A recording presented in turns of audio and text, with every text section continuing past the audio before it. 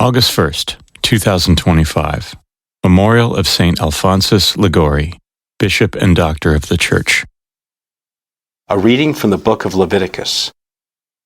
The Lord said to Moses, "These are the festivals of the Lord which you shall celebrate at their proper time with a sacred assembly.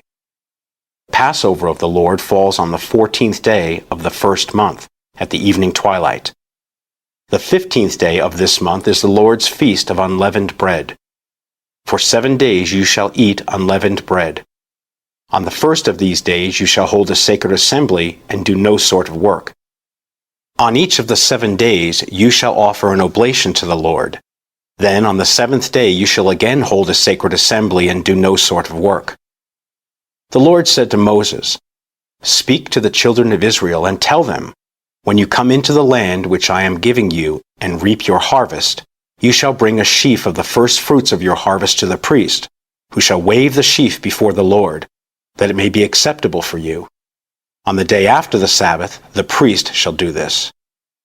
Beginning with the day after the Sabbath, the day on which you bring the wave offering sheaf, you shall count 7 full weeks, and then on the day after the 7th week, the 50th day, you shall present the new cereal offering to the Lord.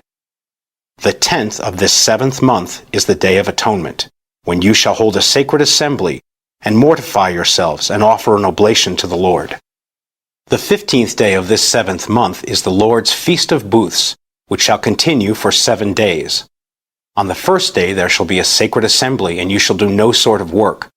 For 7 days you shall offer an oblation to the Lord, and on the 8th day you shall again hold a sacred assembly and offer an oblation to the Lord.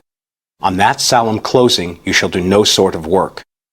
These, therefore, are the festivals of the Lord on which you shall proclaim a sacred assembly and offer as an oblation to the Lord burnt offerings and cereal offerings, sacrifices and libations as prescribed for each day."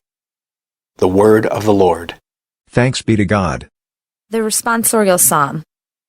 The response is, "Sing with joy to God our help. Take up a melody and sound the timbrel, the pleasant harp and the lyre. Blow the trumpet at the new moon, at the full moon, on our solemn feast. Sing with joy to God our help, for it is a statute in Israel, an ordinance of the God of Jacob, who made it a decree for Joseph when he came forth from the land of Egypt. Sing with joy to God our help.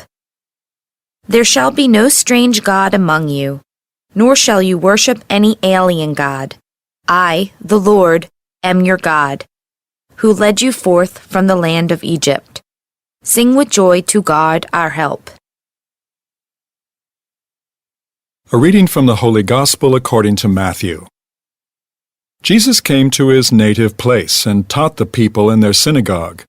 They were astonished and said, "Where did this man get such wisdom and mighty deeds? Is he not the carpenter's son?